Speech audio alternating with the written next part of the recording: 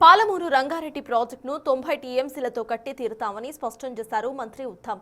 పాలమూరు ప్రాజెక్టుకు వ్యతిరేకంగా కేసీఆర్ పనిచేసి ఇప్పుడు నీతులెందుకు మాట్లాడుతున్నారంటూ ఫైర్ అయ్యారు ఆయన.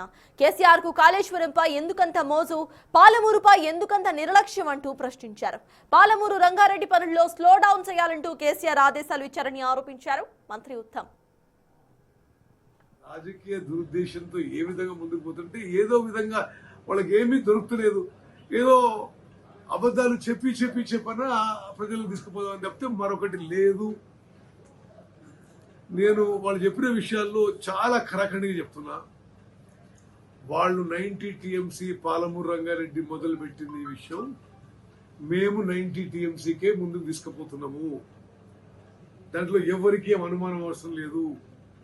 అయితే వాళ్ళు, ఇది మీ కాపీ కూడా ఇస్తున్నా, 18 ఆగస్టు 2022లో ఈ 90 టీఎంసీని వాళ్ళు ఏం చెప్పారంటే 45 TMC savings in minor irrigation and మరో 45 టీఎంసీ గోదావరి వాటర్స్ డైవర్షన్ అని వాళ్లే ఇచ్చిన జియో.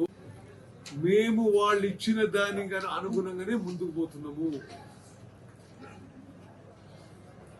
మేము దానికి ఇచ్చిన అనుగుణంగా ముందుకు పోతే సిడబ్ల్యూసి నుంచి, మినిస్ట్రీ ఆఫ్ జలశక్తి నుంచి రిప్లై వచ్చిందంటే ఇప్పుడు ఆ గోదావరి డైవర్షన్ 45 టీఎంసీ, ఇన్ఫాక్ట్ మాకు రిప్లై వచ్చిందంటే ఈ గోదావరి జలాల నుంచి మీరు అడుగుతున్న 45 TMC Godavari waters diversion the it is sub judice అనే పదం వాడిండ్రు.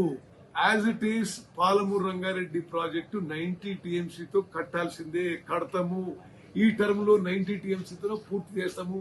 మీరు 10 ఏళ్లలో పూర్తి చేయలేదు, మేము పూర్తి చేస్తాము. 12 లక్షల ఎకరాలకు నీళ్లు ఇస్తాము. మీరు పదే అబద్ధాలు చెప్పి జనాన్ని మిస్గైడ్ చేసే ప్రయత్నం చేయకండి.